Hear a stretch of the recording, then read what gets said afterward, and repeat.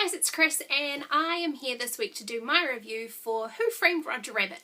Now, I was really unsure at first if I was going to want to watch this movie because I loved it as a child and I really didn't want my childhood memories to be ruined by like crap graphics or anything. So I thought, I kind of had to like toss up about whether or not I wanted to watch it because I didn't know how well it was going to hold up.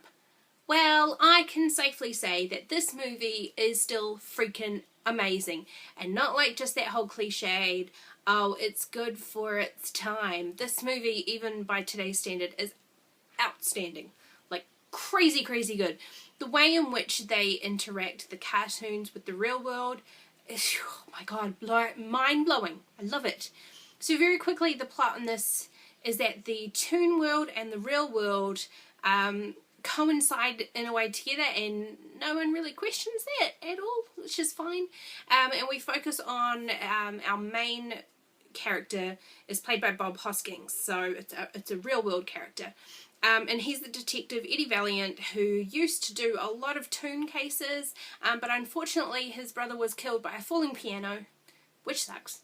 And so he's completely sworn off toons. But he gets dragged into a case to spy on the wife of Roger Rabbit, who is the beautiful Jessica Rabbit, which I think pretty much everybody knows this character by sight because she's very iconic. And from there it turns into a murder mystery whodunit type case where Roger Rabbit is actually being framed. So this movie, when I was a little kid and first watched it, I loved it and would watch it all the time.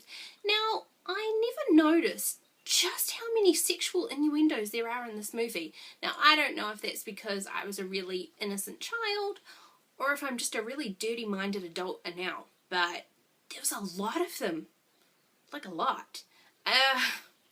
Now, the thing I really like about this movie is that it was set in, like, the actual movie itself was set as if it was in the 1940s, and I think it was the perfect time period for this movie to take place, because you've got this really kind of cool, classic, sort of throwback film noir detective type movie, and the fashion is just beautiful, but it's also around about that time that kind of modern technology was sort of starting to take over a wee bit, you know, progression and things were changing, and there's a really great sort of speech at the end that Christopher Lloyd's character, and I'll touch on him again in a second, makes about how you know, how marvelous it's going to be when they build this freeway, and you know, instead of these beautiful like scenic routes to travel on, there'll be like shitty little diner stops and giant billboards, and it's very telling in the fact of, you know, this is how we sort of progressed, and it's not actually as all it's cracked up to be. And I mean, when we're looking for these great amenities that we get in modern technology, what are we actually sacrificing for it? So I thought that was really well touched upon in the movie. Now, going back to Christopher Lloyd's character, when I was a little kid, he scared the crap out of me. Now, I remember him from Back to the Future, and I loved him as Doc Brown, because he was so lovable and sweet. But in this, he was like the scariest motherfucker for me as a little child. I shouldn't swear, that's bad. Just his whole character, and I literally actually shed tears watching it again when the poor little squeaky shoe gets dipped in the barrel of the dip. And side note, did you know that the voice of that squeaky little shoe was actually Nancy Cartwright, who does the voice of Bart Simpson? I bet you didn't know that.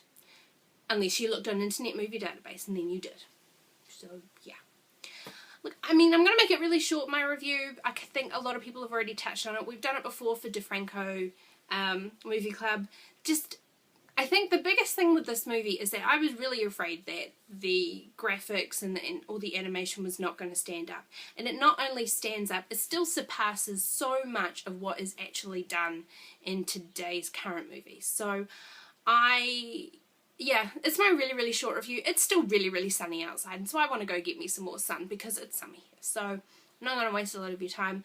I definitely, for the animation alone, this movie gets a good 7 out of 10 for me, and then add in the story as well, kind of takes it up to an 8 for me. Personally, I think the only thing that's missing is more musical numbers. We get one song by Jessica Rabbit. I don't know if that's enough. Well, we get a kind of little one from Roger Rabbit. But yeah. All in all, I think it's an amazing movie. I love it. I can't wait to see what we get picked for next week for SourceFed Movie Club. And I will see you guys all later. Bye!